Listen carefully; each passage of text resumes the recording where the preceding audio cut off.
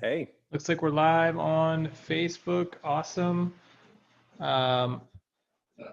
Sean should be popping in a minute. But how's everybody doing? If you want to start throwing questions in the chat, we can get them queued up. Hope everybody's having a good Wednesday, good week so far. Dude, it looks like you upgraded your whole camera setup. Like it's a whole new angle, brand new lighting. I like it. Yeah. I got one of those cool HDMI to USB dongles, I guess you call it. It works awesome. Yeah, it looks great. It's awesome. It was sweet because like Camtasia was the one everybody was out of stock of forever, and it's like a couple $100, and then somebody dropped like a knockoff into Amazon. It was $20. Works awesome. Wait, for what? For the little dongle thing. Holy cow! Casey, you gotta put out like you're gonna need to do like a Q&A on your setup. Everyone loves your new setup. Yeah. I know. I'm getting so many questions about it. Post the link, Chase. Yeah, drop your we'll Amazon affiliate link. Yeah, drop Yeah, make it an affiliate link. We're marketers, for God's sake. I'll be rich. I'll be rich by the end of the week. $20 commissions. Well, it can't be $20 on a $20 thing. Well, right. It'll be like 20-cent commissions, right? Mm-hmm.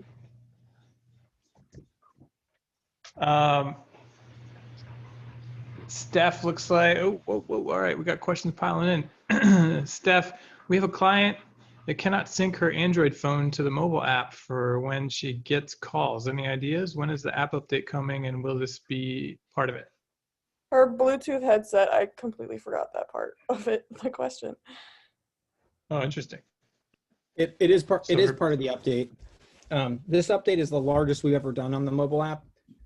It's also a complete speed upgrade. It should be lightning fast compared to what it is today. But sadly, that just means you have to wait a lot longer. I tried really hard to get them to move incrementally, and they refused me. And so I gave in and let them take a little longer. So I think another 2 or 3 weeks max. Thank you. Sweet. Clay, we would like to integrate Go HighLevel with our CRMs so that any updates we make in Go HighLevel will be reflected in the CRMs. How would you recommend we do that? I have a dev guide, but from what he says, I don't understand that we would need webhooks from Go HighLevel for that, but I don't see anything about that in the documentation.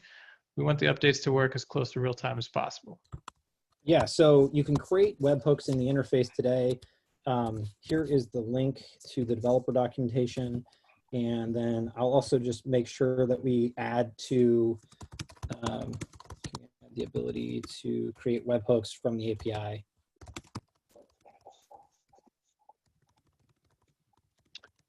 Sorry, just adding that to the list. So then Thanks. You can do that.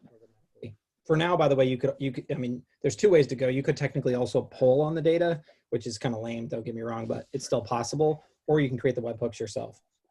Okay. Appreciate it, guys. Yes, sir. All right, James, is there a way I can create a reason for losing a deal inside opportunities? Ooh, I mean, that seems like a really good enhancement, actually. So I definitely think that's something we should add to the ideas list. That makes a lot of sense to me because that's definitely one of those points where you'd love to track a reason code or something. I would just create a tag in the interim to handle that. You can still create reporting around it, but I definitely think you should add it to the ideas list as well, if you don't mind. Cool. So basically right now you're saying if I move it to lost, then have a tag. Or just like when right as I'm about to, so I would pop the opportunity card and just do the 2-step right there in the opportunity like modal window. And I'd be like, I'd say, if for me, I'd create tags like lost space, space dash space, name of lost reason. So I could always just look at lost very easily and then tag them and then hit the drop down. You can change them to lost right there on the modal and hit update and you get your 2-for-1 update. Got it. Awesome. Thank you.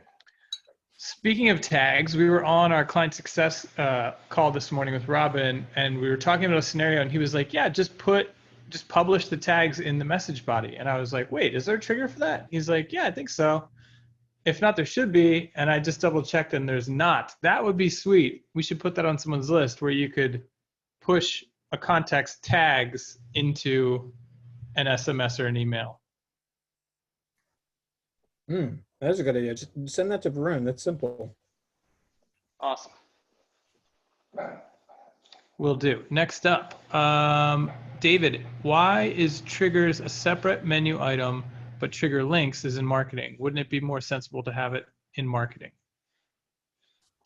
Triggers, Well, I mean, think. there's two sides to that story. So one is in short order, we're due for a full reorganization of the left menu. But I'm waiting for the workflow builder to be done because that's really going to be the next additional menu item to appear. And then from there, I think we'll reorganize everything in a little bit easier to understand order.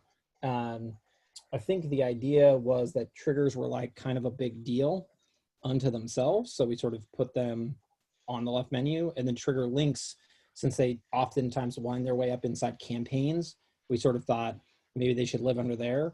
But I also won't say that with too much vigor because I also think we may not have put a lot of thought into it at all. So that's just the truth. Everything looking good for new campaign builder, Sean? You mean the workflow builder? Yeah. Yes, and then on this call, if anybody wants to, I could show off the drag and drop email builder progress. If anyone's Yeah, for sure. And I am on vacation with terrible internet, so I do apologize if for whatever reason you can't hear me. You're coming through good so far. Okay, good. Awesome. So yeah, workflow builder, as I understand it, is in good shape. We have a lot of cool stuff to talk about. We'll get through the questions first, and then I can talk about kind of where we are with AI and everything else. Okay, cool. James, is there a way to add a bulk list of contacts to a campaign and only have it send out 50 contacts a day to the campaign until the whole list is added to the campaign? So throttling. No, but that will be part of the new bulk action updates that should be rolling out in the next 2 to 3 weeks max. So we're doing a lot of work on these new bulk actions to do things like allow you to schedule when they go out, to determine how many go out in what period of time. So the reason why they're taking so long is because we're writing this really big service that effectively allows you to take any of those actions, whatever they may be, send an email, send a text, add to a campaign, whatever, move between opportunity pipelines, etc., and really nail down how you want them to work and be able to schedule them when they go out, and then also deal with the volume you want to go out at any one time. We really want to bring it out when we do. We want it to be perfect. Awesome. So for those who may not know, there are going to be a whole list of new bulk actions in smart lists. So you'll be able to like filter a cool list of people and then just push them right into a campaign without having to go do a bulk request, stuff like that. So that's exciting that that's in the near future because those got pushed back a little bit, a couple of times, I think.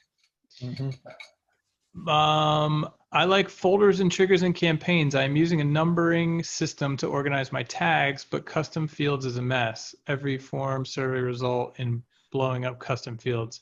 Yeah, so we've had this request a lot. Like, how can we clean up the custom fields tab in a contact folders for custom fields as well? Yeah. Are you addressing this currently, or are there any solutions to consider in the interim? I mean, I think it's like anything. You don't anticipate what you don't know.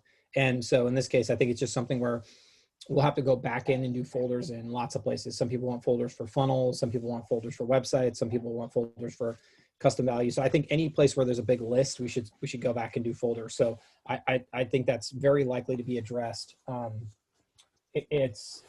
don't know. Varun's not on this call, so I don't know where it is on the list. We could certainly check in. I'm thinking a quick solution would be like to have a field that can filter. You mean like make them searchable? Yeah, like because for example, the reality, if you think about it, though, is we should probably do both, right? Yeah. So I think the answer is just like go fix the problem. Yeah. Yep, and I just passed that along to the product team. I'm sure it's on their list, but I just want to let them know that it got brought up again. Yeah, we've talked about this a lot, the idea of like how do we most intuitively clean up the custom fields because lots of people have custom fields they only use once during intake, right? And then it's like they're never addressed again, but you got to scroll past them every time, stuff like that. Yeah, that's a good point. So I'm pretty sure the product team is formulating a plan for that already. We will come up with a holistic solution for that for sure. Yeah, and we have, certain fields that we really, really need. And then there's some fields that is just part of the engagement process, like surveys, where they're not really that important to us, but it's important as part of the process. So, but things like the package that a customer purchased, the costs, because that's how we determine the value for the pipeline. Those kind of things are really, really integral. So finding a way to sift through that in a much more cleaner way would be cool. Yeah, the team is on it for sure. And I think this also got put into motion. Maybe Sean knows, maybe it's a Varun thing, custom fields specific to opportunities, Well, which a lot of people have requested. Yeah, so the way we originally built custom fields was with the understanding that they would make their way to opportunities. I am pressing the dev team really hard right now on the AI components. So now there's a big dev team. So I think a lot of this is just the fact that I don't know personally where we're at on that one particular feature, only because this last couple of weeks I've been very adamant about AI. So I know a lot about that, and I know a good bit about the email builder components and the calendar, because those have been my focus. But I definitely know we have probably 30 other people working on things, and so we can write down these types of things, Chase, and then we'll move them to Varun. And then we'll also see if we can twist his arm to always be on this call, because I think he's going to be better for some of these questions. Yeah. Hopefully he's going to jump in. He's just waiting for relief on the kid side of things. Oh, I didn't know that. Okay, good. I hope so too. Hey, quick question. Martin, On the AI side of things. You were mentioning that. I know you guys are doing some big progress on that here in the next couple of weeks.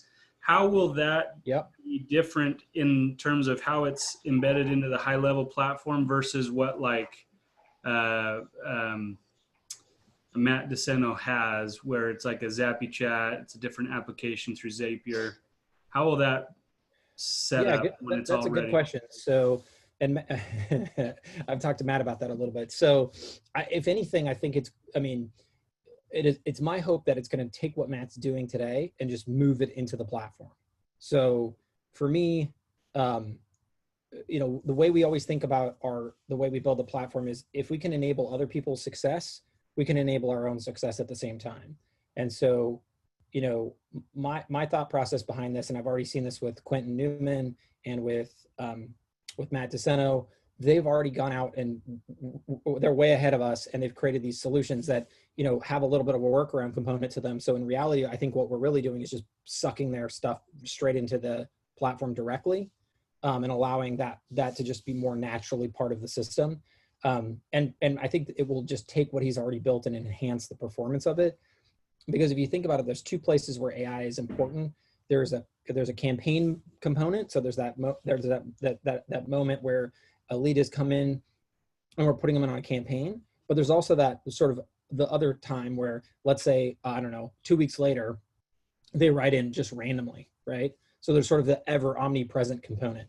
And so we're sort of handling all the use cases around being able to push those messages back and forth between, in this case, Dialogflow and HighLevel, and putting them all in one spot. So I don't know Matt's solution end to end, but I do know that in effect, we are basically bringing it into the system, hopefully removing the Zapier component of it for him and just making it a tighter integration.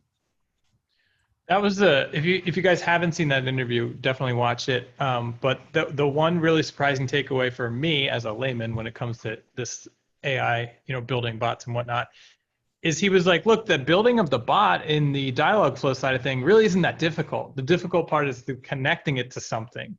And so it sounds like, and I feel like we kind of stole some of his thunder, but he was a good sport. He's like, yeah, if you guys build that connection, then you're really tackling the bigger part of the challenge. The building of the bot is actually pretty easy if you spend time and just, Yeah, and although I would say that's coming from a guy who is very technical in nature. So one thing I would toss out there to everybody is, if you are not already just super nerdy like me, I would skip the idea of building your bot altogether and just reach out to somebody like a Matt or Quentin. You're probably going to have to pay a couple $1,000 at least as a penalty for that, but I also think they could get you up and going overnight. And the real root of the reason we're doing this, by the way, and I think that's the most important thing to keep in mind, is our goal is to completely automate the nurture flow as much as possible. And AI is going to play a huge role in that, because every lead we can help convert to a customer is how all of you are going to win. And AI is going to be a big part of that this year. And then, of course, after AI, we're going to roll in a human component to that as well.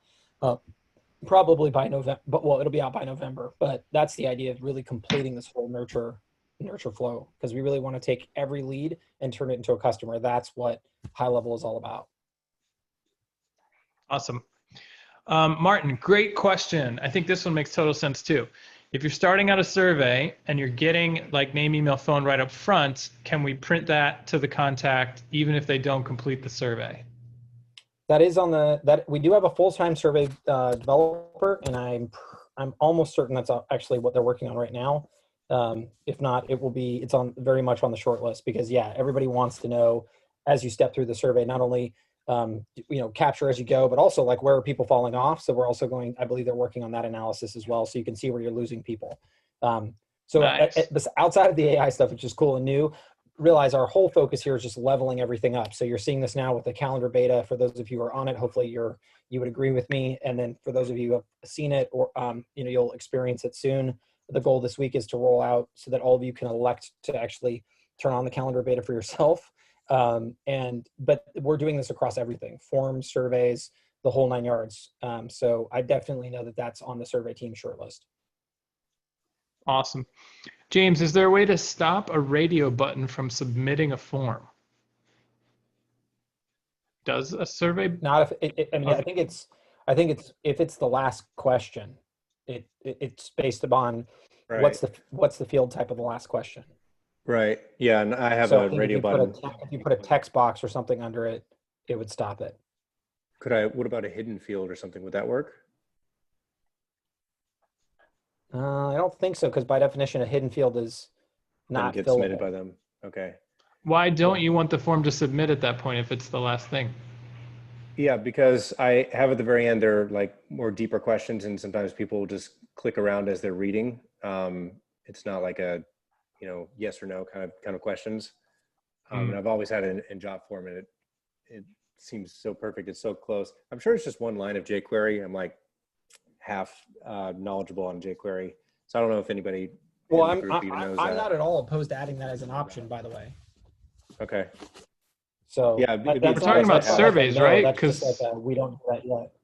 Yeah, it's surveys, and I like the idea of them having a submit button so they know they're submitting the form. Like they reviewed everything, and it's like, okay, yes, I agree to fill out the form kind of thing.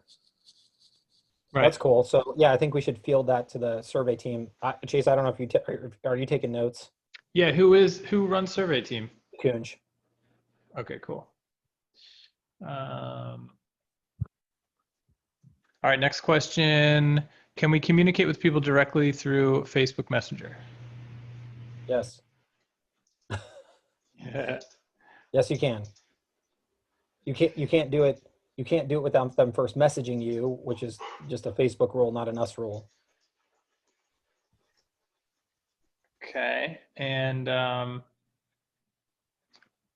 can we talk about that a little bit? Because I saw something I didn't know happened. We actually tell you if you're outside of the window. No, we don't.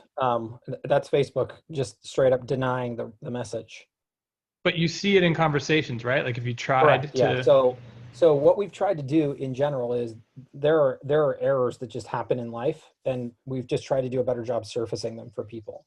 So Facebook, for their part, didn't used to enforce this, but is now enforcing it.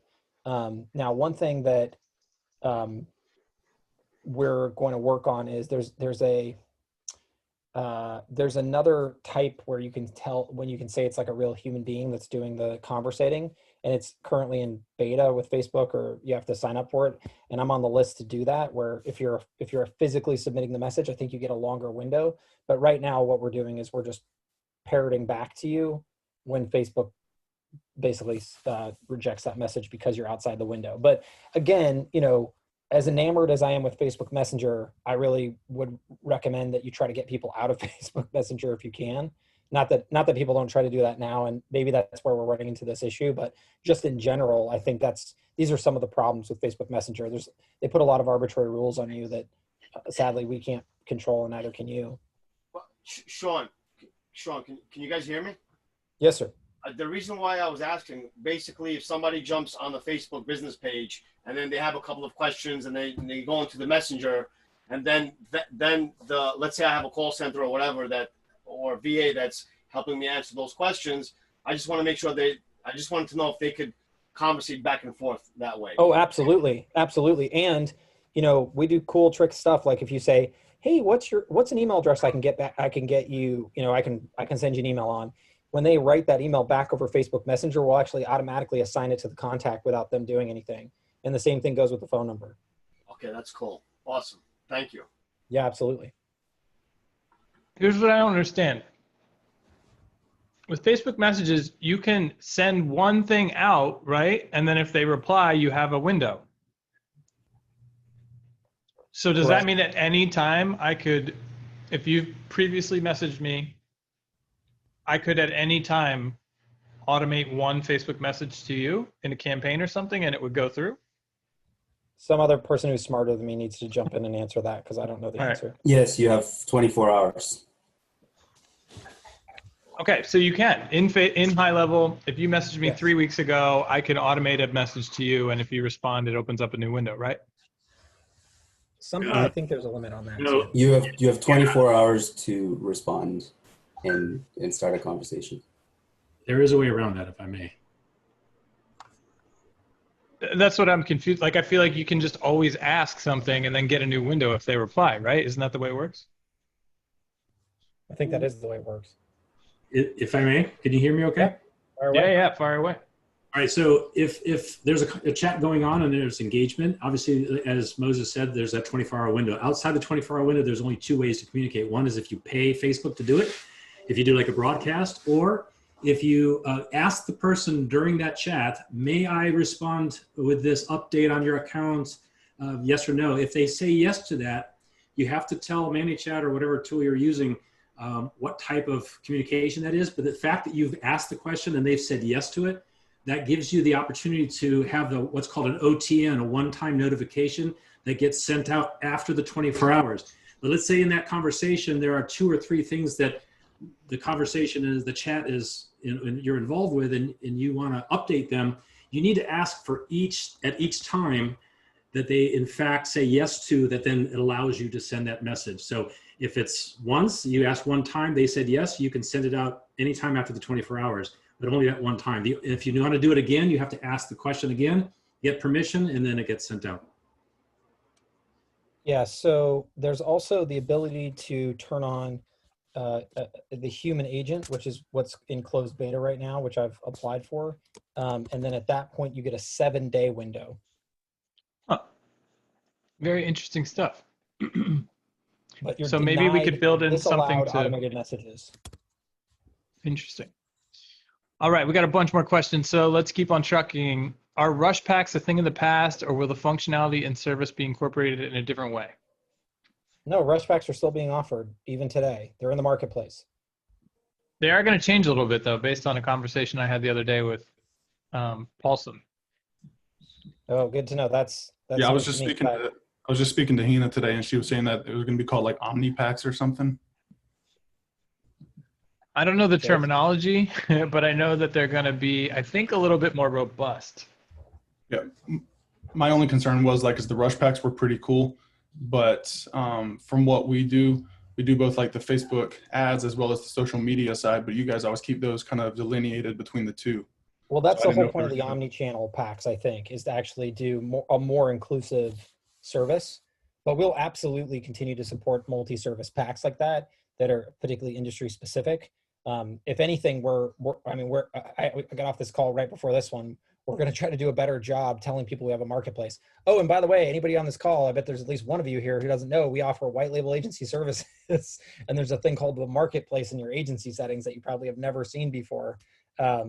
Because what we find is call after call, people say, what, you guys build landing pages? What, you run Facebook ads? What, you do this? And like people say they had no idea we did it. So just heads up to anyone on this meeting, we do that.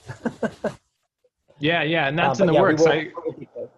I saw the markups for the new mock-ups of the new marketplace. It looks really nice. So there's going to be a visual upgrade as well. David, how can I access the order value? Oh, this was from our daily Q&A the other day. Thanks for bringing this back up, David. How can I access the order value in a trigger, the amount the contact paid via Stripe, so that I can forward it to an external system? Yeah, so we have, so the person I think who's best to do that is actually the person working on the drag and drop email builder. So as soon as he's done and that's out, we'll probably transition him back to that. So I think the answer is we don't have that exposed at the moment, but we will probably soon. I'd still run it on the ideas board if you can, just so that we can keep track of these things. It's hard to know which requests to do first sometimes, and we do need a way to figure that out. And even within product groups, that's really useful.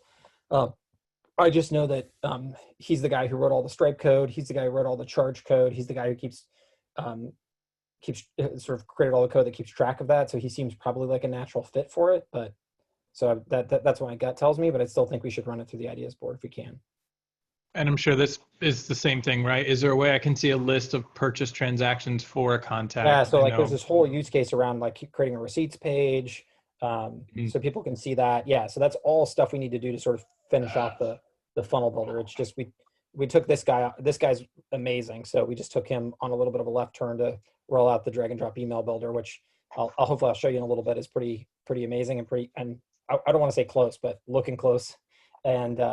And so I think he'll be back in action on the funnel builder soon. Nice. James, where do I best submit ideas? There seems to be a subdomain for each section, but also the ideas board.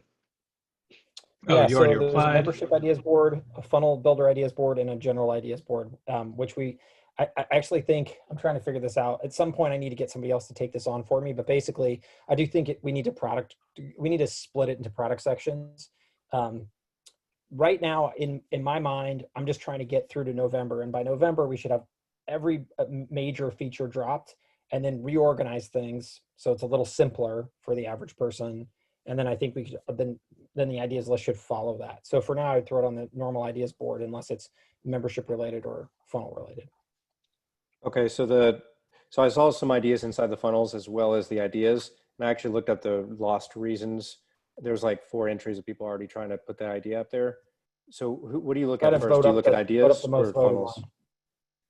Yeah, I did for sure. What do you look at though first, just so I know where to post? The funnels might also be under the funnel ideas. Team does look at the funnel ideas board. The membership team looks at the membership ideas board, and then the product people are pulling off the.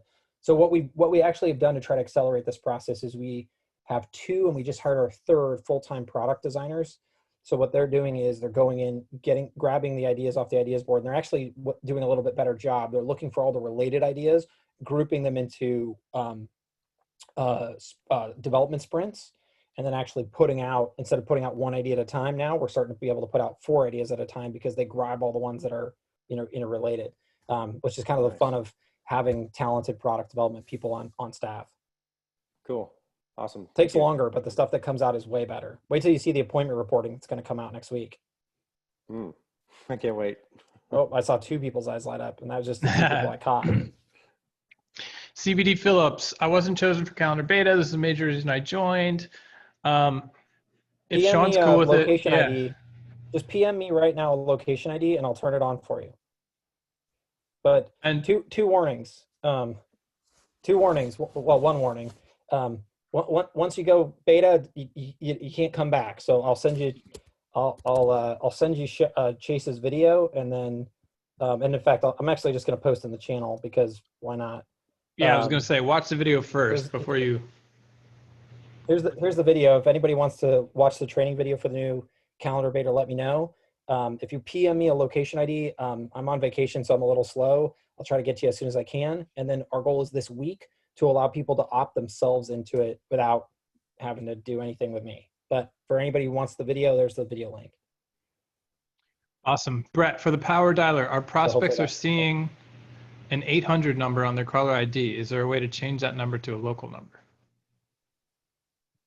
Shouldn't it be your Twilio number? We're not using, yeah, I was going to say, we're using the Twilio number under that account for your Power Dialer. We're not using a random 800 number. Do you have an 800 number in your Twilio account? And then if you specifically want to choose which number they see, the best way to do that is whoever either assign all the leads that are being power dialed to one person. So that way when a power dials out, so if you're doing, it depends, if you're running multiple numbers in the same account, it's going to probably use your default by default. And then if you assign them to a person, it's going to use the number assigned to that individual. Okay. Thanks, Sean. Yes, sir. All right, Tom, I'm having issues with my calendar getting filled up and then half the people texting me stating they want to cancel or reschedule. I was going to set up a campaign that would be triggered if they respond to my appointment reminder campaign with the keyword reschedule to another campaign to reschedule the call. Is there a way to use a trigger to change the status of their existing appointment? Yeah, so the thing is some people want to reschedule, some people want to cancel. And I'll start the day off. I have no white space in my calendar. And then as the day goes on, all this time frees up. So I'd like to, if people are messaging me saying, okay, can I reschedule or cancel, just have it right away, cancel the existing appointment, and then add them to another campaign to reschedule later on. Well, there's a reschedule link. I see that. So if I said, so what I've seen, like Chris Lyle and Visionary Law Group, they do a confirmation.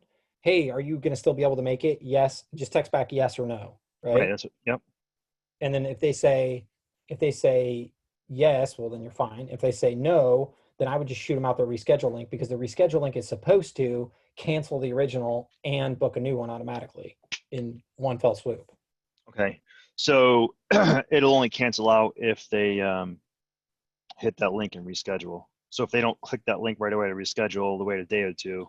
Well, I'm trying to think about, I guess, okay, let me think about how that would work. The other thing too I want to do is if they don't respond, like if I say, hey, are you still available? If they don't respond, because I'm finding a lot of people that don't respond to that confirmation campaign just don't show up. You just want to clear, you're trying to clear them out. Yeah. Yeah. So I'm just trying to think about that. So what we need is really a change appointment status action. And again, I think the reason these haven't proliferated is because sort of statistically, it makes sense that it's probably always going to be the last appointment.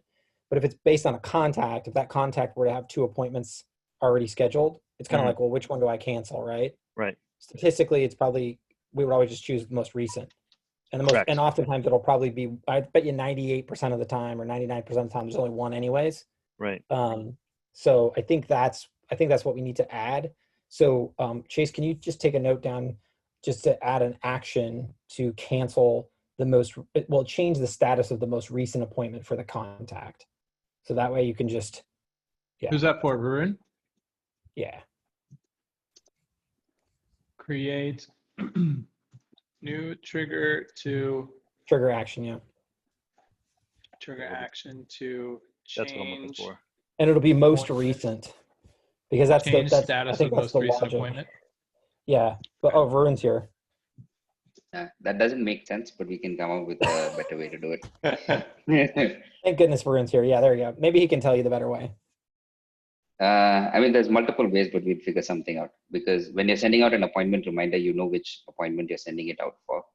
So we'll find a way to make sure that if they don't respond, or there's some way, like maybe it's a campaign action, but we'll figure out a way to make sure if they don't respond or something like that, they can cancel that particular appointment. See, this is a good example to Varun why he should always be on this meeting, because he can see, if not, look at the kind of crazy stuff we'll come up with. Cool. Varun, can you quickly reiterate the magic that happens with the reschedule? Like, I was not aware of it. I think there are probably lots of people that aren't aware of what we do automatically when someone hits the reschedule. Yes. In regard to appointment reminders. Yeah. So, I mean, right now, for most things within the app, you need to create a trigger to get something to work.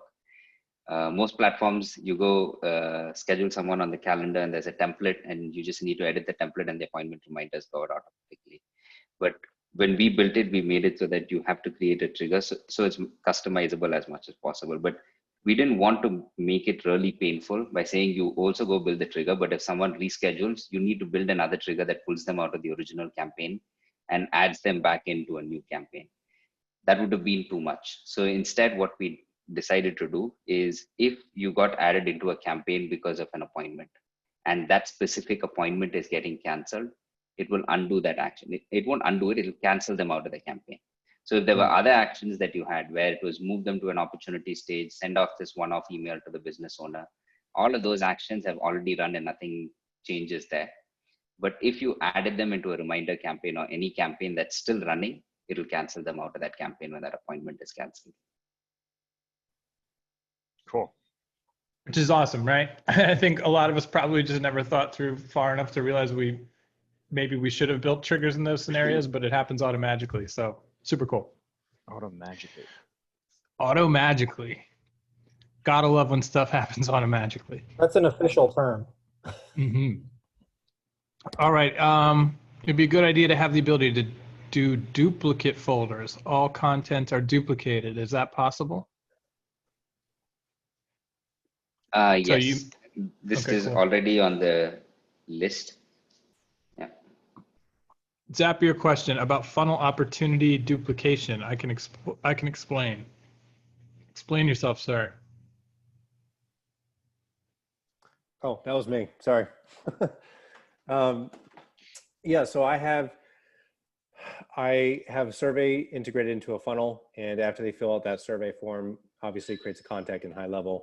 The next page I have Calendly embedded. I'm planning on switching over to the new beta, but in the meantime, I have a Zap that pulls a hook or pushes a hook, whatever the right term is, from Go HighLevel. And the idea is I want to have, so when the contact is created, they go into a pipeline that says they're a lead. And then the Zap is supposed to come in and say, hey, they scheduled an appointment, move them to the next stage, which is schedule appointment. But it keeps duplicating the opportunity. So now I have two opportunities, and I have the button unchecked to say allow duplicates. And for some reason, it just keeps creating duplicate opportunities. So when you zap, that second zap where it comes in, does it also send the email or the phone for that person, or does it only send the name?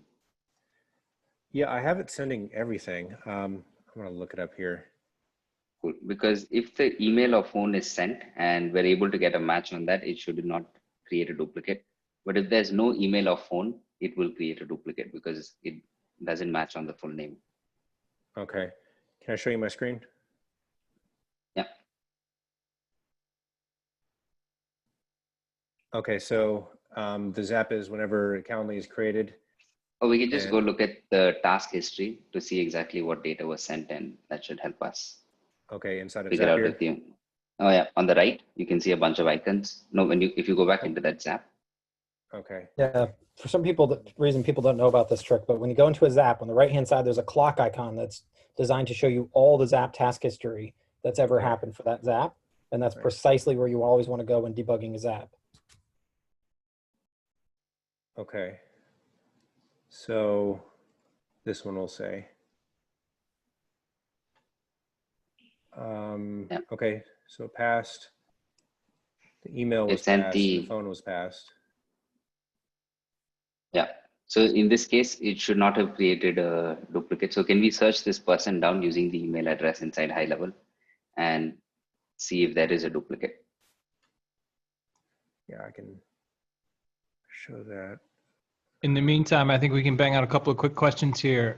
List of 40,000 contacts. Bulk requests are going too slow. Any way to speed it up? It's coming up. It isn't there yet, but with the new bulk actions that we're working on, depending on what action it is, there won't be a rate limit at all. And even with SMS, we set it to 15 a minute because that's the recommended limit, but you will be able to send it out at whatever speed you want. You can increase it if required. At your own risk, right? Yeah. Okay, I just found the duplicate. So this is one of them, and there's the email address, and then there's the duplicate that came in from Zapier, same email address, same phone number. Got it. And if you go to contacts and search for that same person in the smart list. Okay. Oh, I didn't. Let me grab that email address. Okay, while he's doing that, smart list filters and/or. Chase, sorry to cut you out. I wanted to talk about the previous question, the 40,000 contact list.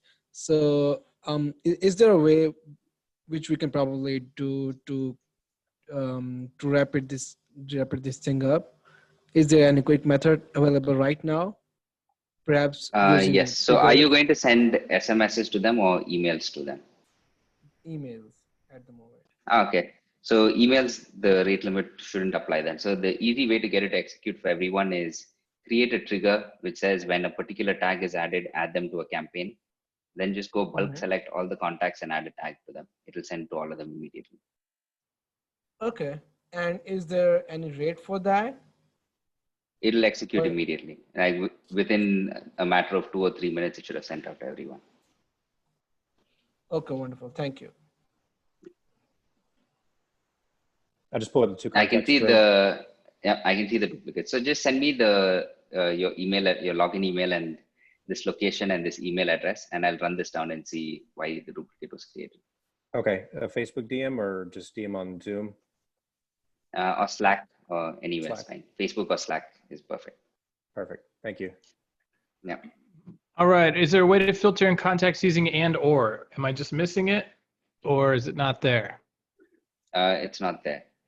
So right now, I think all the conditions are an and. We don't have or, but we can definitely add that in. It isn't on the list for right now, but once the bulk actions are done, we can jump back in and work on that. Cool. Thank you. New automation software, Pabbly, connects similar to Zapier. Is there a way to integrate with Go High Level? For most things, there should be. With the API, we don't have plans to stop. There's a ton of APIs that we're building. Even for the bulk actions that we're building right now, there would be a way to schedule a bulk action in using an API. So a lot of what you can't achieve with Zapier, you can do using the API. So, I mean, if Pabbly has like a HTTP request type of action, you should be able to use that.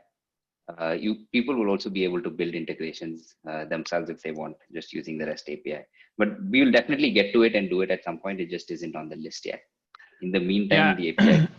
Albert, I was going to say, if you're not a developer, I would throw it into the Facebook community because I know some people in there have built like Integromat high-level connections already and are happy to share them. So I'm sure someone in the community will hop on it. They might build it out. Sorry? Sean, I couldn't hear you. Sorry. Go talk to Pabbly. They might build it out. Okay. All right. I was just curious. Because a lot of people. Who's the one that syncs the databases back like together? Or some other provider like this, and they're going to go and use the API and do the build for us. The Integromat? Are you talking about Integromat? No, there's one other one. Airtable? I don't know. Their shtick is like keeping contact lists synced or something. Anyways, I don't know. But anyways, somebody came to us, approached them. Now they're going to go build it for us using the API. So you might find So I mean, we have a lot of these type of requests start to come in as well. So I saw a couple from a couple of bot building companies. I saw one from a LinkedIn lead gen company. There are a lot of guys who are building these integrations. So asking them, they might have the bandwidth to just jump on it and build it themselves. Thanks, guys. All right, this might be a nice segue into the demo because we are kind of running out of time. Will the email builder convert Stripo emails as it relates to storage of pics, etc.? Not currently. We don't have like a rollout plan as far as copying existing emails and all those good things. Our first stop on the train is get an email builder out that everyone says, "Good job, folks. This is amazing." That's so that we sort of try to set the bar low for ourselves. And then once that happens, we can talk about other things. But I don't know if Varun's going to be upset with me, but I'm going to show it off anyways.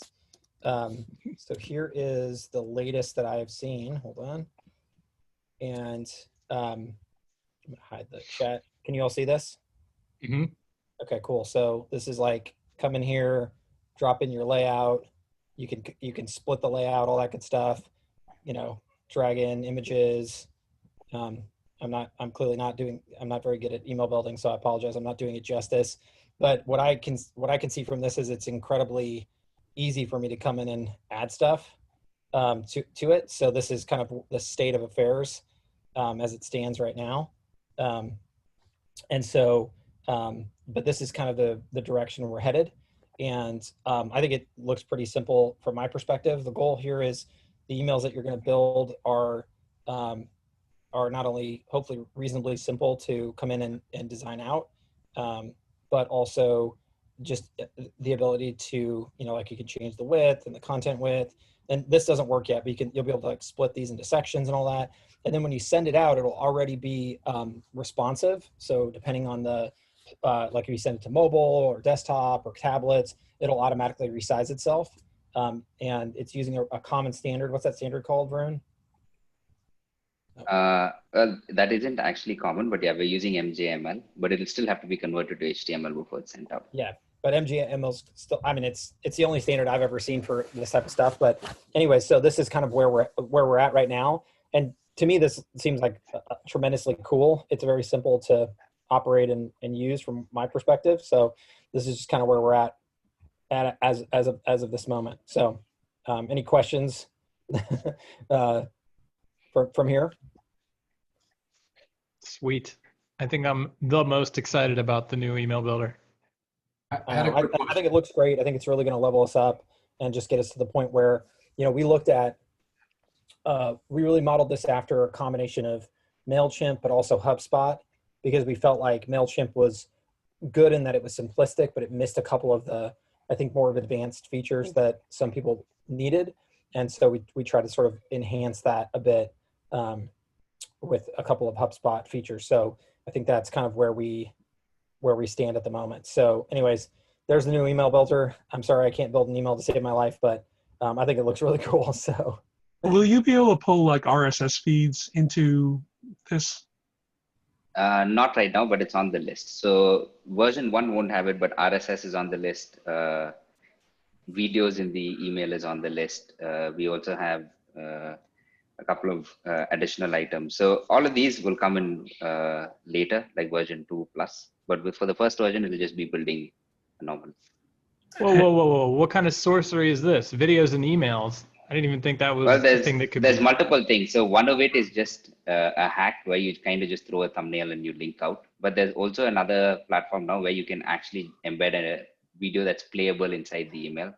So we're still running that down, but I mean, no guarantees there, but we'll see if we can. None of this changes the fact that it's still harder to get in the inbox with these, correct? Or is that going to? Yeah, that doesn't change. Oh, Yeah. that's like asking if gravity is going to change anytime soon.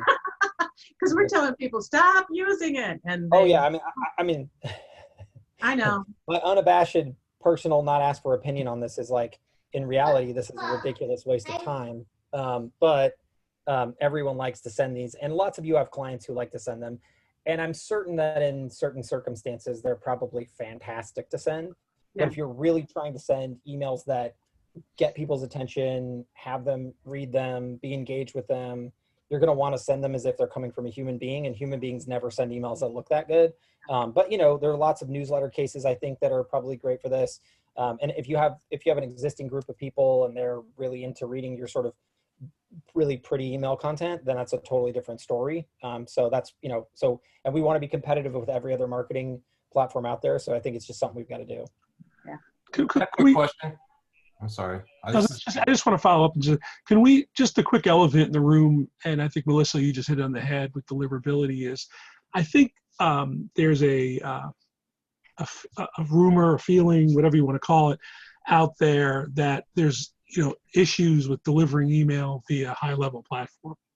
And for guys who have been using, MailChimp or Constant Contact or whatever products they're using, that doesn't seem to be a feel that people have when they use those products. They feel that their email is getting delivered. So is that, I understand it's not necessarily HighLevel, but the reality of it is are there tools? Is there some way that we're able to really know? I can jump on that. Yeah, sure. Kristen Rushman. My clients are so ecstatic because I got them to finally listen. We made the changes Kristen asked of us, and we are getting unbelievable deliverability and everything now. I cannot praise her enough. I mean, I've talked to her quickly. I mean, I'm doing about 92% right now deliverability based on the things I have available to me. But I don't know if that's if that's good or bad or different, and I don't know where it's landing in the email box. Great, but I actually, so again, my unabashed opinion on the subject is that most people are just woefully uneducated into the realities of the world in general. But when it comes to technology, it gets even worse. And then for some reason, when it comes to email, it just hits an all-time low. I think most people run around in Candyland sort of thinking that their emails are getting delivered when in reality, they're either not being delivered or sent mostly straight to the spam box. I just think that those email services do a wonderful job sort of obfuscating the reality of what's happening, and you just sort of run around thinking things are something that they're not. You know, unless you're on a dedicated IP address, you're not.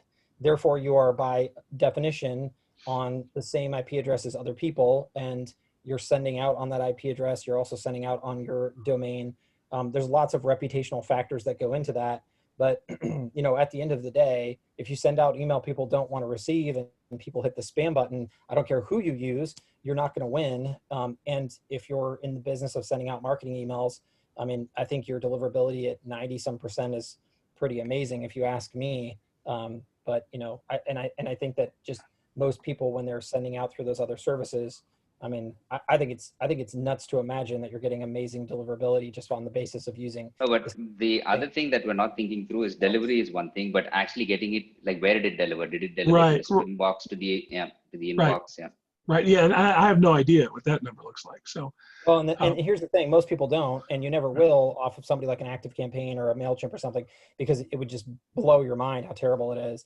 But you know, this is why, personally, we, instead of trying to become an ESP ourselves, we partner with the two largest ESPs and recommend those two largest ESPs in the world because they do this every day as a business. And for those of you who are actually going to take the advanced steps of trying to do this, like Mailgun, for example, has an inboxing service where they have a bunch of Gmail accounts and Yahoo accounts where they'll send your email and they'll give you an inboxing rate and tell you what's going on.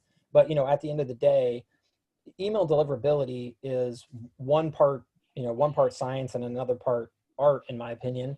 But it comes down to getting everything set up right, which is, I think, what Kristen Rushman is awesome at. And there's just no way to automate this stuff. There's no like, oh, pound that easy button, make it all go away for me. Well, the way he explains it is that there's all three of us have different goals. There's us, the marketers, have one goal of getting in the inbox and open. The ISPs have a completely different goal of monitoring and trying not to get your stuff in there. And then the user themselves has their own goal of, I mean, I want to see your stuff. So we can only control what we can control, and that's between HighLevel and what Kristen has taught us to do. The other two, we really have no control over. So I had somebody say this morning, well, when I did it with MailChimp, you know, all of them went in. I'm like, yeah, MailChimp lets you believe that they all went in. We're telling you at least, no, these aren't going in. We're at least being honest about it. Yeah. Well, I think that's the point that I always point out when I hear this pop up on like a daily onboarding, and I don't know who's spreading this dirty rumor, but send them to me if you find them. Part of what we do that I think is totally different than everybody else is we give you more control. Like if you use a platform that's doing it for you, if they're not doing a great job, you have no control over that. Where here it's completely in your hands. And if you talk to the right people like Kristen, you can guaranteed be in a better place than any other platform. So hopefully that was a good enough spiel. We're trying to treat you as like professional marketers. And you know, from our perspective, it's about developing tools that professional marketers need to be successful. And our assumption in that is that there's a little bit of footwork you would naturally want to do anyways to be good at your craft. And one of those pieces, in our opinion, is knowing a little bit about email deliverability when it comes to setting it up correctly. And, you know, I think that's just something you should take on as I should know something about this. And we try to bring people into the group that can help educate you, because obviously we don't know everything ourselves. And I think Kristen Rushman to date has done the best job of bringing people into a place where they, not only does she educate you about those things, but also helps you kind of get set up. And I think once you go through it with her one time, you're done after that. And I think you'll be pretty close to an expert. Yeah, I did speak with her, and she's very knowledgeable on the topic. The problem is you're almost running blind because you don't really know what's really going on in the first place. Like you don't know you have a problem that you have to fix, right? If you assume all your records are set up right, and things are going in that regard, you don't know you have a problem, so you don't know you need to fix it. You know? Can I ask a question? I mean, the email deliverability conversation can go on and on. It is epic. Okay, so what happened yesterday? I totally missed if you talked about it, and I wasn't sure where to go look to find out what you were doing so I could communicate to my users. Oh, the outage. Yeah. So I don't think that had anything to do with email deliverability, right? No, it doesn't. That's what I'm saying. That's No, so that's moving on. Yeah, and just to address that outage, the reason for it is, we've had some issues with some of our data not adding up and stuff. Like, hey, why do I have so many opportunities in the pipeline? Doesn't match up on the smart list. Some issues like that, and we're migrating some of our data over to a new cluster to solve a lot of those issues. And as part of that, we just had a billing limit set on Google Cloud saying, if we spend more than this much a day, something's probably wrong. So, pause the account almost, and we hit that limit, and we just didn't know. So we just had to go update that number, and it started working. But where would we have been able to go look? Because it was about at least 30 minutes, right? So we're working on a status dashboard as well okay, for all great. the different services and a breakdown, so you guys can see this. Thank you. Cool. All right, let's see. Where did we leave off here? When will it be an easier way to have clients sign up for their own Twilio account? Yeah, so this is the idea of exposing the Twilio credentials for inside the location, which I think is probably a very good idea. I don't know who does it. No, so it depends on how you want to do it. So if it's the API that's already on the list, where we're creating accounts using Zapier or the API, we're going to make it be possible for you to send the Twilio credentials and the Mailgun credentials when you provision the account. So you can send a snapshot ID to load in Twilio credentials, Mailgun credentials, so all of that's loaded in.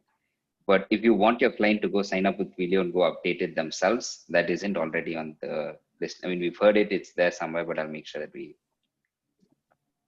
add that again. All right. Is it possible to have a user have their own pipeline and only see the opportunities that they are assigned to them? Definitely. Not other people's pipelines or opportunities. Yes. Like basically, yeah. It's called only assigned data, although I wouldn't recommend that they have their own pipeline. I'd recommend there be a one pipeline that represents the sales process. And when you turn on only assigned data, they're only going to see the leads assigned to them within that pipeline. Right. And so that's a setting in team, what's it called? Team settings? Team management. Team management in the user. I think it's the second group of settings. David, with AI Dialogflow, will there be the... Chase, can you hear me? Yeah. Oh, sorry. I thought I was talking, but I was muted. So that's under, if I go under settings, team management, and then you just open up the user on any user, and under user permissions, there should be a permission called assigned data only. Okay. Only assigned data. Okay, so then when I'm setting up their accounts, that would be the default, and then they would only see their. They'll only see opportunities, conversations, contacts that have been assigned to them. Okay, great, thanks. Sure. Hey everybody, I have a question a little bit out of left field here, but so I'm using Calendly at the moment until until the round robin feature is put in there. And I just have a quick question. So is there any way, so when appointments get booked in Calendly, to send them to the HighLevel, like my appointment reminder campaign, so they get hit with like text message appointment reminders? Because the appointment reminders on Calendly are very bad. So I need a way for like HighLevel to like recognize what time the appointment is on Calendly. Call it a day. You cut out there, Sean. What'd you say? Oh, sorry. I was going to say, can we just turn on the beta for you, Eric, and call it a day? Oh, for the beta, I can make the beta live? I didn't know I could do that.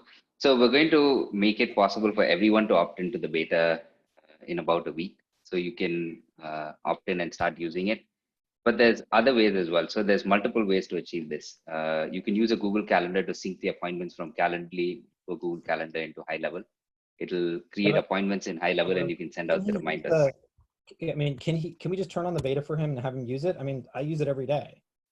Yeah. Oh yeah, it is possible. Yeah, that'd be phenomenal.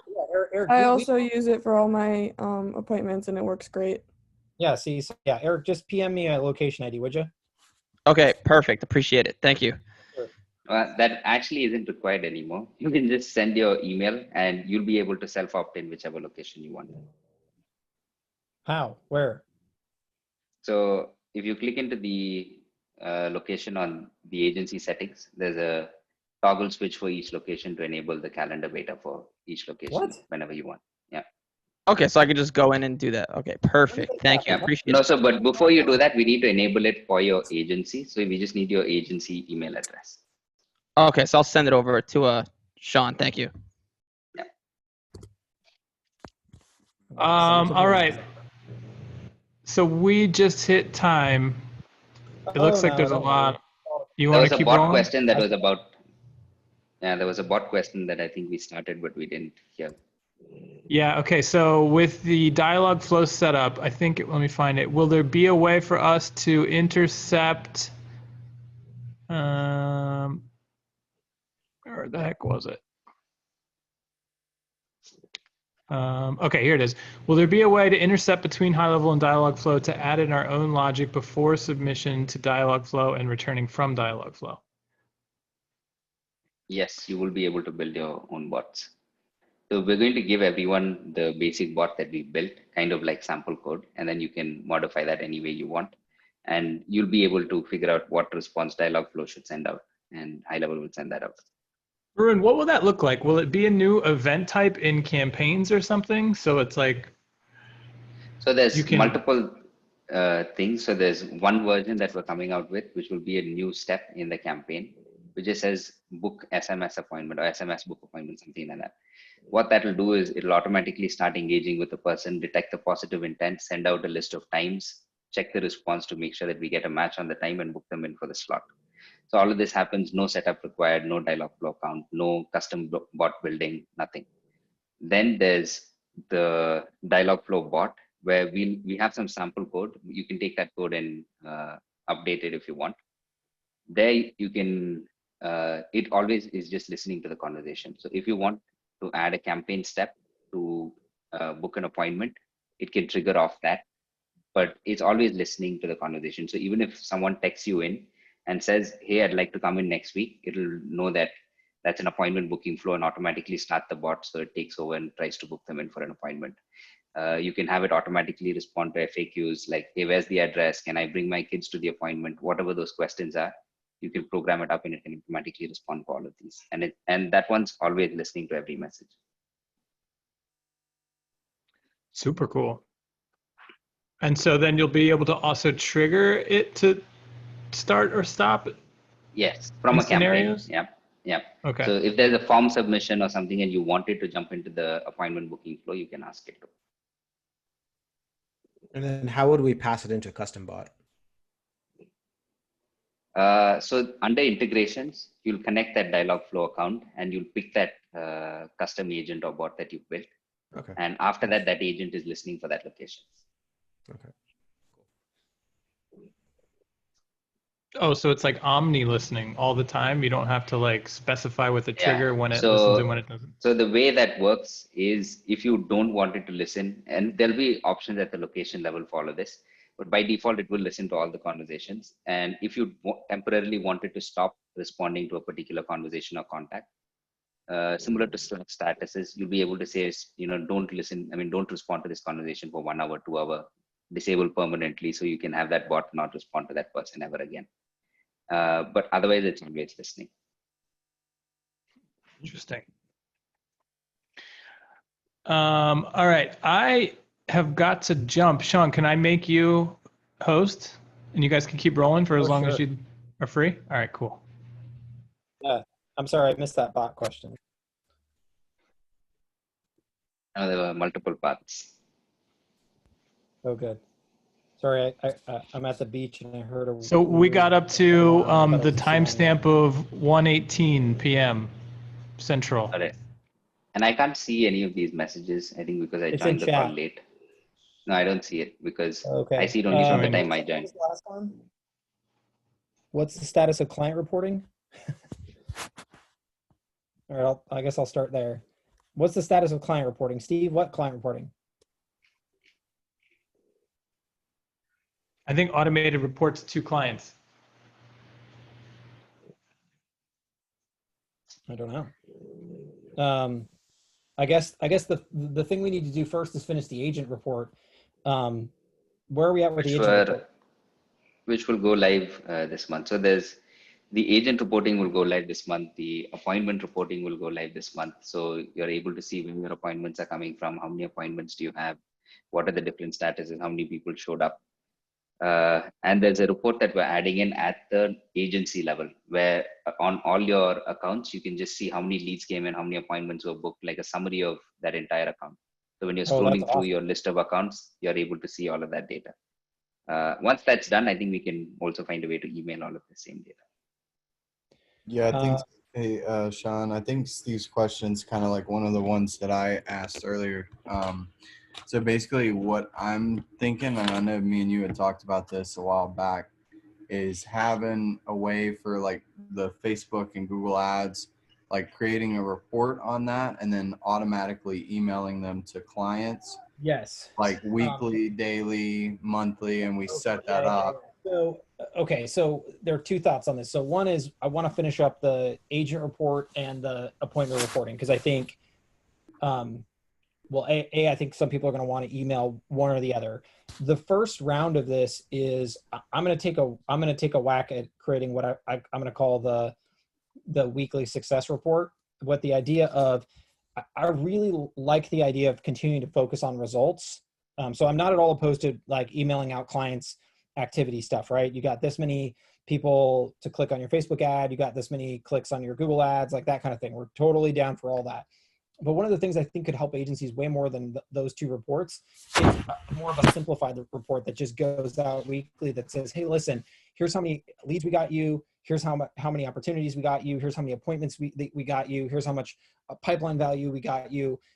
More of a results-oriented approach. And every agency sells differently. So some of you are on retainer, some of you per lead, some of you per appointment, some of you per show. So the idea is to try to provide a report that basically shows more of like, hey, this is what the agency did. This is what you did as an agency for your client this week, right? From a pure results standpoint. That's kind of I think that's the first one we'll offer up on a weekly basis, because I think after that point, it's going to become very, very customizable because people are going to want to send lots of different types of things. And so I feel like we need to come up with more of a summary report first and then move to a very customizable report. Yeah, I definitely agree. I appreciate that. And then going back to the Twilio, because I asked that earlier, as far as that goes, are y'all just going to have like one portal where we can sign clients up from there to get their API or their SID and auth tokens, or what are y'all thinking on that? Well, our thought there was some people are making it part of their SOPs to have their clients sign up with Twilio directly. And so first we're going to make it so it's in the Zap and in the API. So you can do the ad account, and then you can also pass in those credentials as part of the ad account, and it'll add the account as well as put in the credentials. And then I think the next stage will be exposing it so that the client can actually go in at the location level and put in their own credentials. I think those were the two line items I know of in the short term. Okay, gotcha. Thanks. As far as signing up, I mean, I don't see any utility in us enclosing that in the app. Just sending them out to twilio.com seems like just as fast. Yeah, it's just the hardest part. It's actually getting them to do it. Tell me about it. I mean, that's why in general we don't. No, but there is an easy way. Like you could do this with the funnel. You can do this with anything actually. Just add it side by side. Add an iframe, embed Twilio.com on one side, put in a form to capture the data on the other. Have them sign up with Twilio, get those API and auth tokens, and put it on the form. When they submit the form, you can have it create the account and add those credentials in or something. So there will be ways to build this out. I mean, in general, I mean, my goal, I still have a long-term dream. I don't know how we get there, of having you guys not do that piece, because I think it will just make things easier. And it may be later this year, we're planning on integrating another provider here in the US that I think could be useful, and to people, it's a little lower function, but a little lower cost as well. And so that's a potential, but in general, like not having, and I don't know if the big fix will also be allowing you guys to just sort of bill your clients directly for their usage kind of thing. I mean, these are all things that will go out to you and ask you these questions and kind of proceed that way. But if we can reduce this complexity somehow, I think it's something we should do. In the meantime, I think by providing the ability to pass in the Twilio credentials, that's the right answer. But I do hope to find some day where we can remove that step from the process entirely. Yeah, definitely, because that's one of the only manual, steps in the process right now that I can't automate other than a VA, but it's just kind of monotonous, Yeah. But in the same case, let's say you had your client's card on file and they were automatically charged every time the balance was low, they were charged $10 or $20 to keep adding balance to their account for calls or SMSs. Would that work?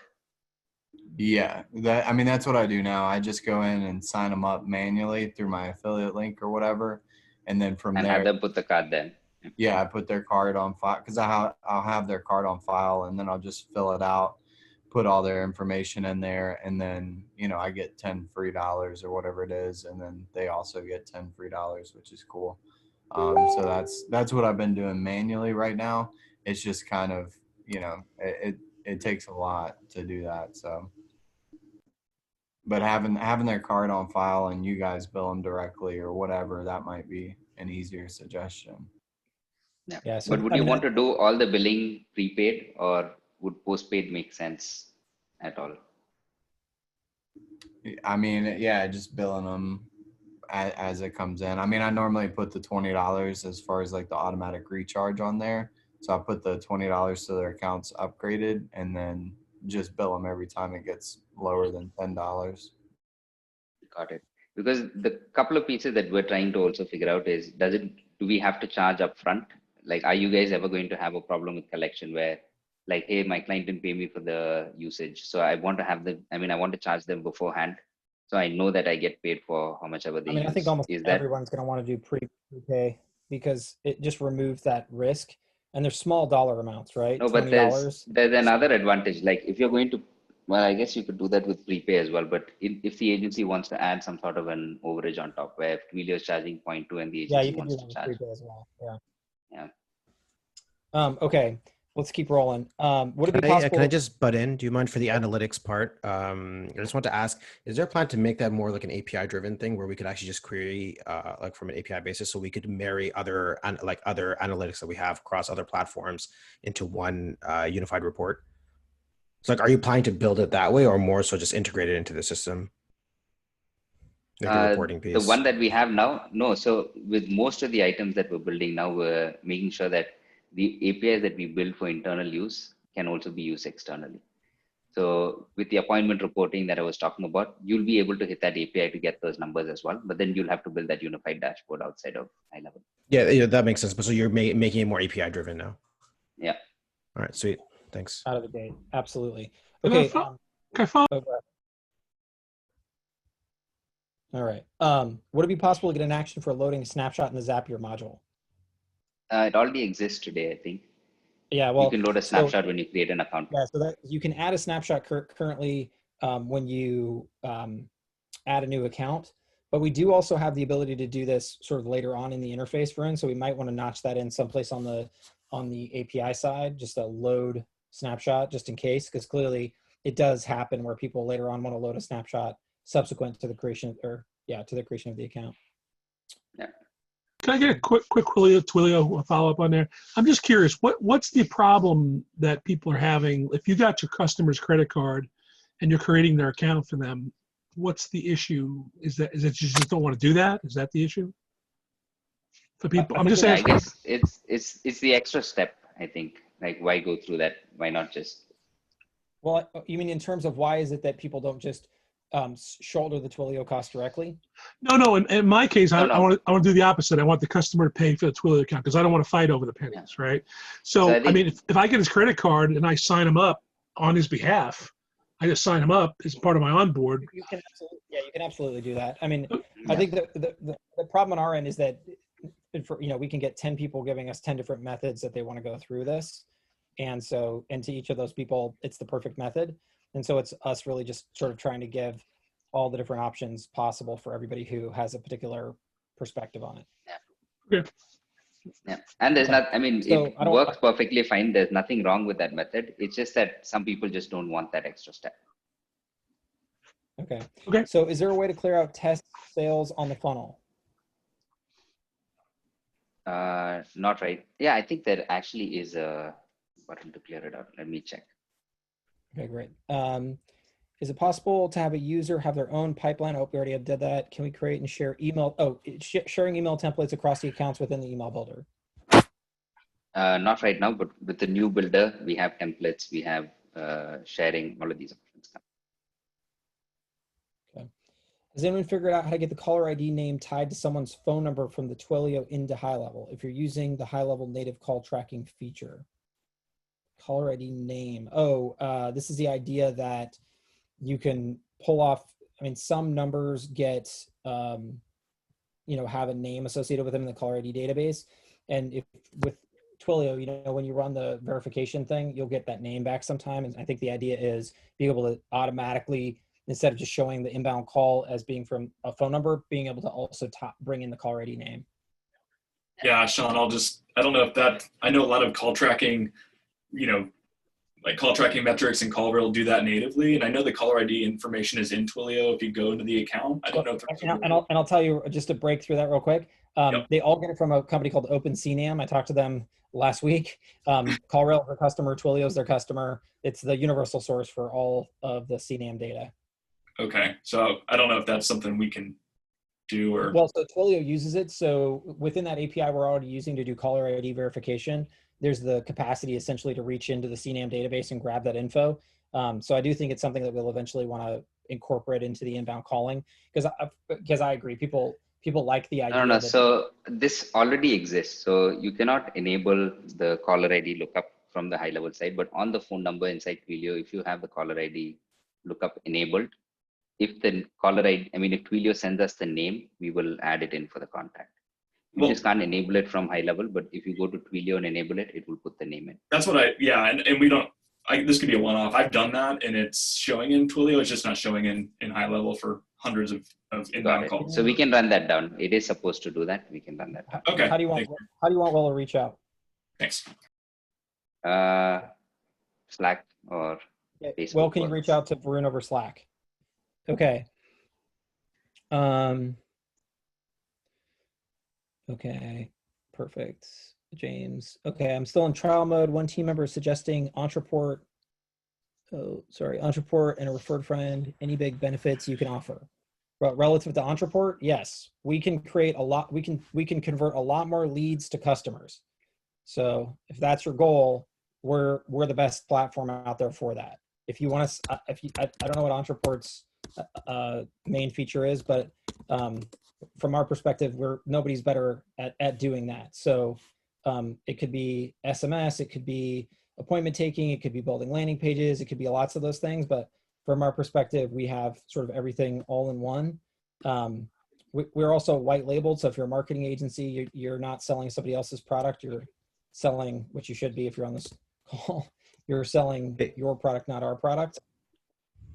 Sean, if I butt in, since you're the CEO, maybe they might not take your sales pitch, but I've used both softwares. Entrepreneur just looks sexy, so HighLevel doesn't focus on the sexy part, but they're way more powerful. I would definitely recommend HighLevel any day. There you go, perfect. Yeah, but I mean, again, I think that the thing about Entreport is all your tools, all your data, all in one software, and I think that can sometimes be what people see us as at first, but in reality, I think the big focus point for us is how do we take leads to customers and focusing on that. And to me, that's way more powerful than all the tools that you need in one place. And that'll continue to be our mantra. And you can see that with the AI we're coming out with here soon. I think will be a huge step in that direction. And in November, we'll continue to move that out with even more features as well. So, but yeah, if you have specific launch report questions, maybe reach out to Anas, because I bet knows way more than I do about it. How do you toggle the calendar on? Jacob, do you still have that question? Yeah, I was looking for, because I have the beta enabled on 2 of my accounts, but I was just looking for that toggle that. We need to enable it for the agency. Just send me your agency email address and I'll enable it for you. Okay, I'll send it in Slack. And then I just posted another question too, as a follow-up. Like, it would be cool to just have the toggle switch in there, kind of like you do for email validation, for the caller ID thing too, in HighLevel. I think that would be. Yeah. I don't disagree with that either. Yeah. Yeah. Stephanie asked, what's the scoop on taking out the survey builder into a quiz builder or having it score answers? Yeah, I think this is like, well, what do we want to do with the survey builder going forward? And Vern, do you currently have the sort of pipeline for what the survey builder and survey team is working on, and kind of where we're going with that? I mean, there are 2 big things that they still have to do. So right now, the funnel builder is better than this form and the survey builder, and the email builder we're building now is better than all of them combined.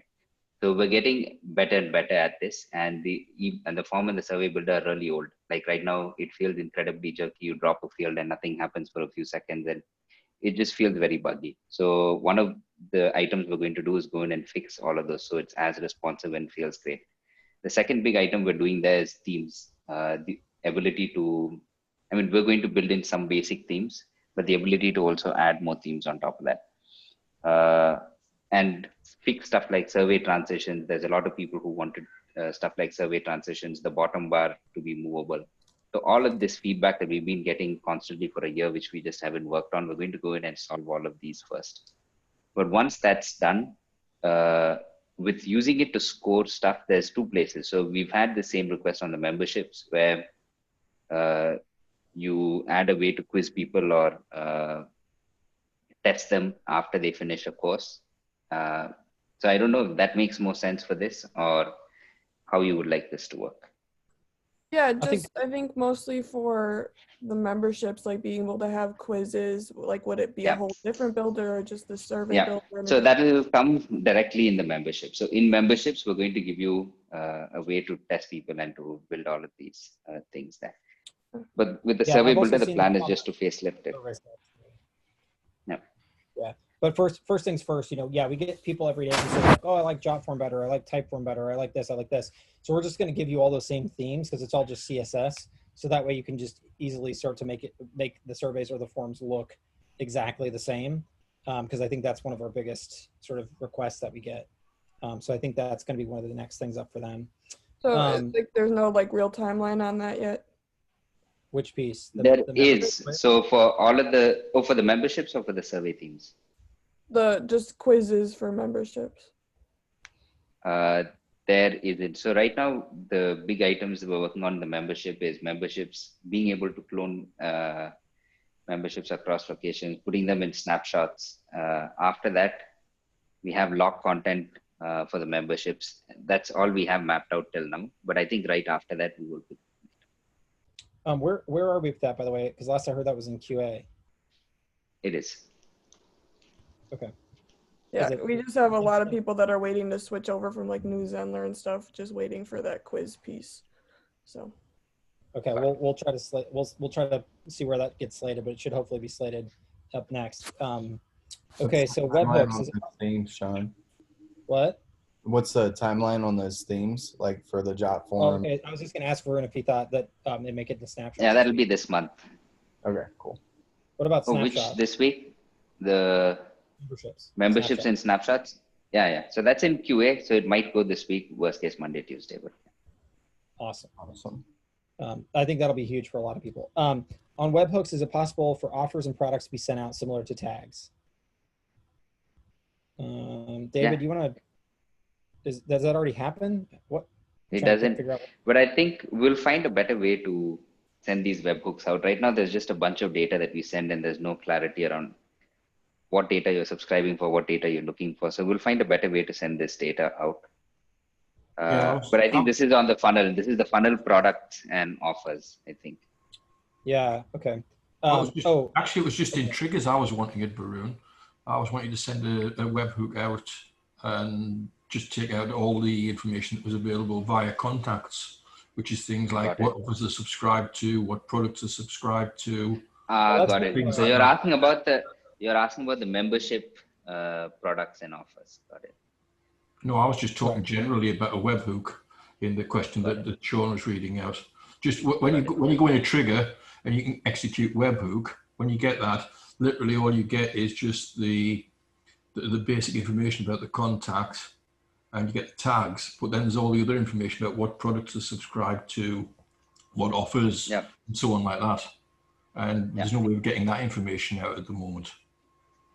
Yeah, that makes sense. So I've added that to the list. Okay, thank you. This next question is really, I like this one. Is there a way to see how long it takes a user to respond to someone who responded to a campaign? So that is the agent report that is out this month. So this month there'll be a report that comes out and it'll tell you a lot more than that. But the idea there is to be able to look at what, and an agent in our mind could be your client, or it could be a sales team. It could be lots of people. It could be your internal sales team. But the idea is to look at that location as a whole and the performance, and then be able to take that down to the personal and see like what are response, how many emails do they send, how many calls are they making, how long are they on an average call, right? Really all of the things you need to figure out whether or not your sales team or your client is performing. So that will be out this month. Okay, that's awesome. Thanks, Sean. Absolutely. Is there a way, or will there ever be, to take a subscription payment for sub accounts directly within the platform? So this is something that we've been talking through internally on multiple levels. Having your clients be able to put a card on file at the location level and charging that card whenever, like for stuff like the Twilio usage, for instance, and there's a few other cases, and also for your clients to be able to do the same thing. We're also internally building a payments API, which we're hoping will start to cover more payment gateways other than Stripe. I mean, more payment providers other than Stripe. So I think by the end of this year, we will have a lot more items there, but there's nothing on the short list for right now. Where's HighLevel in regards to its ability to track context inside of a company? So this is the idea of being able to add the company object and associate multiple people. Yeah, so this is again something that we're looking at doing this year. So there's multiple things that having multiple phones and emails that are actionable on the contact, have multiple contacts belong to the same company, have multiple people be assigned to the contact. So it isn't just one person, you can have a team work the lead. So again, these items, there isn't a solid timeline on this, but this is something that we want to do this year. So multiple telephony integrations, all of these contact upgrades, user permission upgrades, all of these are items that we have for later this year, but we haven't found people to start working on them yet. Is there an update on how the Facebook Messenger contacts get merged with existing contacts? No, there's no change. And it should merge using name if the contact already exists in HighLevel and someone chats you in using Facebook Messenger and you have the merge contact by name, the merge Facebook contact by name option turned on, it should merge, but it needs to be an exact match. So Varun, on that, so a lot of times we get like multiple exact matches. So like, how do you guys handle that? So that's the tricky part. If there's multiple matches, what we do is we figure out which of those contacts is the most recent one. And the reason we do this was when we added this feature in, there were people who were using a Facebook lead form to capture a lead first and then having them initiate like a messenger conversation. Yeah. So the Facebook lead form submission would have just happened and then messenger happened. So we check to see if there's multiple of them, who's the last person that came in, which was the latest contact that was created with that same name, because it's possibly that same person who's pinging in. So that's what we use. Do you just pull in their Facebook profile ID and match it that way? Because that's so the problem there is if you submit a Facebook lead form, we don't get the Facebook profile ID. And if the lead already exists in the system, we don't have the Facebook profile ID. So we only get the Facebook profile ID when they ping us on Messenger. So until that point, we don't get that ID. Gotcha. Thanks. All right. I think I hit the end of the question list. I got one more for you, Sean. Regarding Messenger, just asked. So if I'm a customer who has multiple salespeople, someone from messages in through Messenger, it isn't assigned to anybody, it just comes into like a general place. Does the first person who replies to that person, does that lead then get assigned to them automatically, or is there a process we have Not currently, no, because we have lots of companies who work in a group setting. So I think there was some conversation about this idea.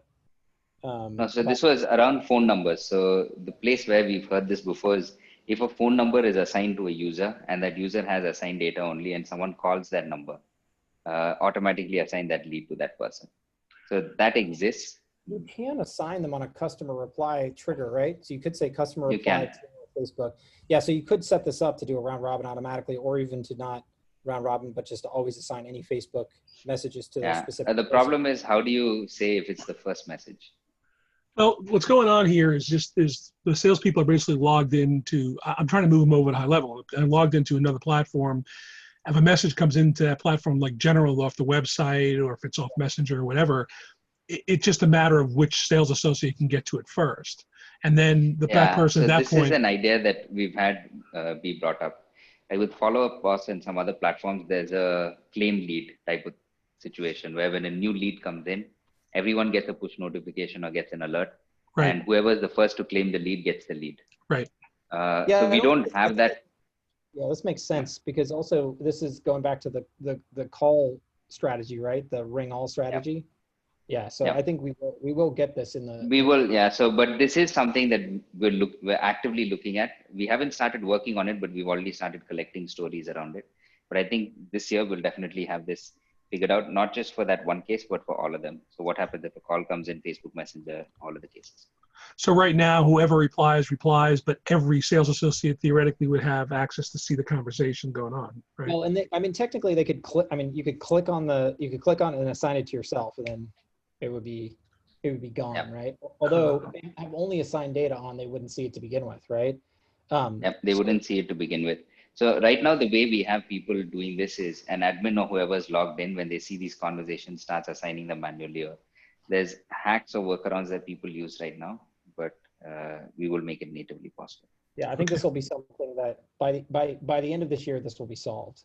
You know, you can sort of think about the couple of things we're really heads down on at the moment are the email builder, the workflow builder, the AI integration, and the rollover piece. These are all the big targets.